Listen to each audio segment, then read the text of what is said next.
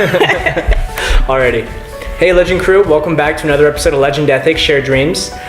This episode, I have a good friend, Marissa Rullan, to talk about her dreams. We actually worked together at BJ's about 4 or 5 years ago. Mm-hmm. So I wanted to get her on the show because, I mean, that's what I've been doing actually. I mean, every guest star that I ask to be on the show, they have that it factor. You know, I mean, you can tell, I mean, they're winners. They're striving for their dreams. So I had to have you on the show. I've been resilient. I've been texting you like, Marissa. So I finally got you. Yeah. All right. I'm elusive, so. All right. So go ahead and tell everybody where you're from, and let's get started with that. All right. Well, I'm California native. I'm from the Bay Area, but I moved quite a bit, like every so many years. So that's why I say California native. It's hard to pinpoint a place. But I've been in the general Los Angeles area for like the last 7 years. Okay, and you were going to UCLA for a little while? I was a transfer there, and I graduated with my BA in gender studies. Okay, very cool. What were you doing after that? Because you were going into kind of different directions after that. What were you? Yeah, I'm very much like a chase your dream, no matter how obscure kind of person, which I feel like that's kind of the vibe of your thing anyway. Definitely. But so I guess starting from the beginning, weird face. So I actually entered UCLA as a Spanish linguistics major. Oh wow! Jeez. Yeah, I thought I was going to teach Spanish. I remember that actually. We were behind the host stand and you were like going over Spanish. Yeah, I mean outside of like kitchen Spanish from BJ's and like your very basic conversational Spanish, I was not like catching on. So I was like, I don't think this is my thing. And then I took like a gender studies class and I just kind of fell in love with the idea of a social science because it wasn't something I ever considered because it's obscure. It's not like, you know, my older sister, for example, is an occupational therapist.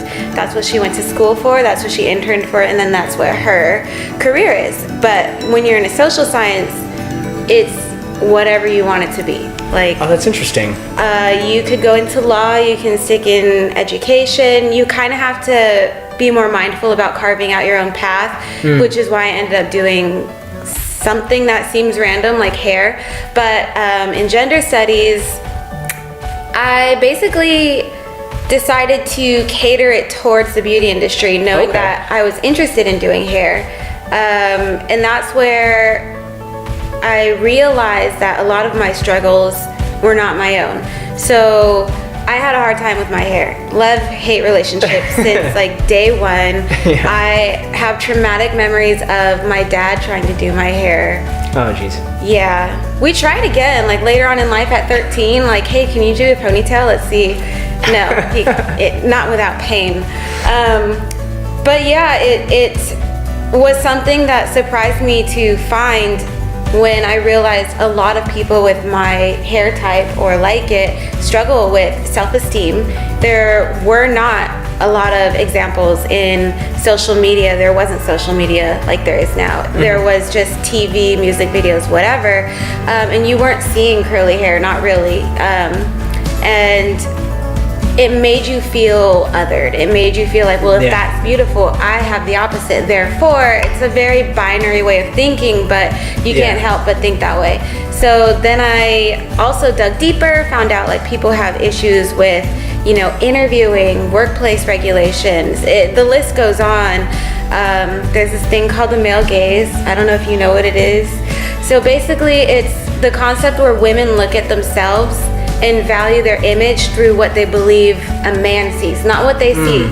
So when they look in the mirror, they don't say, I think I'm beautiful because I value me. And I'm not saying this is all women, it's just like it's a concept. It's, I think that he thinks this would look good, so I'm gonna do this. So it's a different lens in which you look at yourself. That's so I'm like, we need to change that. For one, we need to value ourselves on more than just our looks, which is like, why'd you get into hair? But it's also just being comfortable in your own skin. Like I love that. If someone dumped a bucket of water on my hair when I was in high school, and I used to wear it straight, I would probably kill that person. Because it's like you feel revealed, like you're naked. Yeah. Like you don't feel comfortable in your own skin. So I thought like we need to change that. Like I'm going to get in there, help diversify the beauty standard, help people feel confident in what, you know, they put out there. That's awesome. And so all of my essays, all of my projects were kind of focused on those types of concepts. And that's very cool. I mean, so that kind of explains why your Instagram name is Miss Frizz. And I understand that now. Reclaiming the word frizz, because frizz is not terrible. Like I'm having a frizzy day, but I love it. It gives me volume. I love it. That's fantastic. Yeah. It makes sense. That's awesome. Yeah. So I mean, it definitely worked out in your favor. I mean, you're following I can tell a very deep-seated passion. Yeah. And that you have, I mean, strong roots too. I mean, it's something that you've dealt with your entire life. But that's why I love hearing these stories, because all our dreams, I mean, they're almost like ingrained in us from a young age, and you don't really realize it until it clicks. And once you start going into it, there's nothing else you'd rather be doing. You know, it hits you, and I mean, I can feel the hairs on the back of my neck standing up right now. I get that goosebump effect. You can't control it. It's just it is what it is. Mm-hmm. You know. So where are you working right now? I actually just went out on my own. So I'm now an independent contractor. I work in Brentwood off of San Vicente at a place called Studio 210. So previously I was working for a company called We Dad, which is a corporation. And then I decided it was time to stretch my wings. I took a break from doing hair because it's a lot. Yes. You're one-on-one with someone. Something like hair, whether we want to believe it or not, like a lot of us have a little bit of vanity at least, and like when it's not right, like that can totally like flip your mood. So, and then you get some people who just come in just crazy off the back, and it's a lot to take on, and I'm like, you know what, I need to breathe. Spend some time with family. I did the yoga certification, which was like the perfect balance for, you know, I'm gonna help heal your split ends and your soul. Yeah. I mean, it's all aspects that you're covering. Yeah. And we actually did a couple of sessions when you're going through your certification. Yeah. And let me tell you, she is tough, guys. I mean, she makes it fun. She makes it great. And it was easy to follow along. I'd never really done yoga before, so I was kind of nervous going into that. I was like, I'm not going to understand what she's saying. I'm going to look like an idiot. But I mean, you made it very easy to follow. But she pushes you. She's like, come on, get to it. And so I love that. I mean, that's that feistiness that you have. I mean, you're going to get it done kind of thing. I love that. Yeah. So, I mean, with yoga, are you pursuing that? I mean, since you got certified, are you going to start expanding with that as well? Yeah, I mean, I'm working these things simultaneously. Yeah. So I'm only in the salon on Fridays. Okay. Which is cool because it's a new element for me. I'm renting a chair, so one day is cool. Yeah. I want to make sure I'm making money before I put a lot of money into like multiple days. Yeah. And then all of the free time caters to yoga. Okay. So I work at a studio called Yoga Garage, which is in West LA. You've been there. Yeah. I just sub there. And then there's another one that's here in Agora Hills called Hot Yoga Agora Hills. Okay. I should know. But I'm there just super part-time. Yeah. But, you know, those kinds of things grow slow. So I'm just taking my time with both and just seeing how they develop. I used to be someone who was like, this is the plan. I gotta stick to the plan and I have a solid plan B. But like for the first time ever in life, which it's really scary, I'm like, you know what? I'm gonna take it day by day. I do have a plan, but it's not the end of the world if the path changes along the way.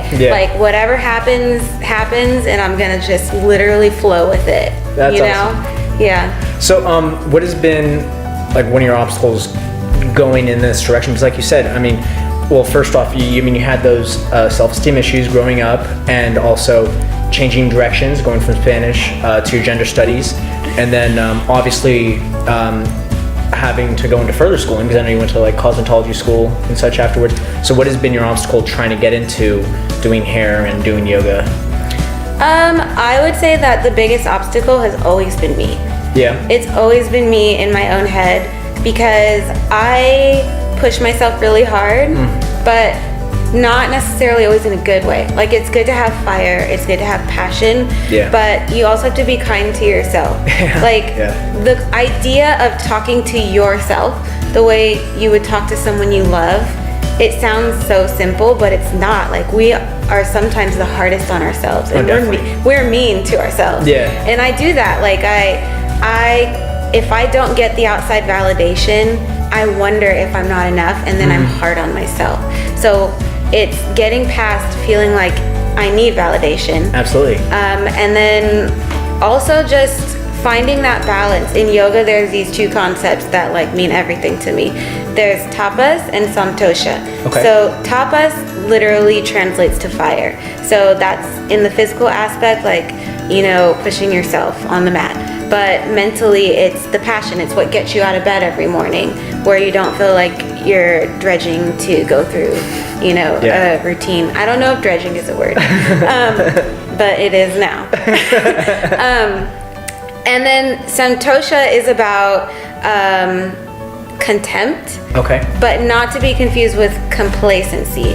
So it's a combination of have that fire and inspiration, but be okay with where you are now. Because it's good to have direction, but if all you're doing is looking forward, you're never gonna look into the now. It's gonna fly by. And you're gonna blink and tomorrow's gonna happen and 50 years pass and you're like, oh my gosh, I was totally just looking forward, that I was never actually living in the moments of my life. Absolutely. So that's a great concept. I love that. Yeah, those two things, it's everything for me, because it's like what I on and off struggle with. Like, have enough fire that you feel inspired, but not so much that you're never happy. And be okay with where you are. Don't be hard on yourself. Those are literally the things that are always getting in my way. And I mean, I do understand what you're saying about having too much fire, having too much passion. I mean, that's something that I definitely deal with sometimes. I mean, I'm constantly, I don't want to say unsatisfied, because I mean, that, like you said, that's counterproductive. But there are times where I always want more. I want to be doing this. I want to be doing this. I want to have more time in the day so I can get more done, kind of thing. But I think what helps is, like you said, being happy with what you have achieved so far. Because if you look back a year ago, 2 years ago, I mean, you're nowhere near where you were today, you know? And I think it helps. I mean, having people around you that are positive, like-minded people, and that believe in you. You know, I mean, I think growing up, I mean, with sports and athletics, you know, it can be tough with parents and such. I mean, they want their kids to be the best. But I mean, that's always a great feeling, is having that person who believes in you, or like a parent, like my dad, for example, saying that I'm proud of you. I'm proud of what you've done, you know? So I mean, that's it keeps you in the moment. It reminds you that you are doing great. I mean, you're doing fantastic as it is. And it's not saying that you are where you want to be, but you're getting there. You know? So yeah, you've covered a lot on being happy with where you are, still having that fire and desire and that passion. But what would be one last tip to give to the viewers? My final tip would be to be genuinely honest with yourself. Because if you lie to yourself, you're the only one who's losing. If you lie about how happy you are to yourself, and you're not really in a situation that's good for you, or in a place that's good for you, you're the only one who's losing. So at the last job that I had, I was making a lot of money, a lot of flashy things around like high profile people. I got to put my name on some pretty cool stuff, but I was waking up every morning just dreading getting out of bed, like, oh, I have to get out of work. I do the bare minimum, and like the fire in me would not allow me to call in sick, but man, I wanted to, like all the time. But it wasn't what I was doing. It was kind of figuring out like, I love what I'm doing, but why am I not happy? And you have to be honest with yourself about what you want and what you're looking for and what you think is missing, so that you can make the change in order to find that happiness. Because at the end of the day, like, no matter where your journey is or where you are, where you're going, like, what we're all ultimately trying to find is the best quality of life. that we can offer ourselves and make a difference if we can. Yeah. And the only way you can really truly do that and find that state of bliss where you are truly like, this is content, I am happy with where I am, I have room to grow, but I am not miserable, is to be honest, because that's how you can that's where you start to make those changes for the better. I love that. Yeah. That's awesome. That's a great way to finish this episode. Thank you very much for being a part of this. My pleasure. Alrighty, guys, we're gonna wrap this up for this episode of Legend Ethics Shared Dreams. Again, this was Marissa Rullan. I'm gonna put your Instagram down if that's okay for her hair and her yoga and such, and I'll link mine down below so you can check out my acting career and such. And be sure to like and subscribe so you can hear more weekly guest stars sharing their dreams and their words of wisdom. And yeah, let's build the Legend Crew, guys. Let's keep it going. Hey. Fonzie. Yeah.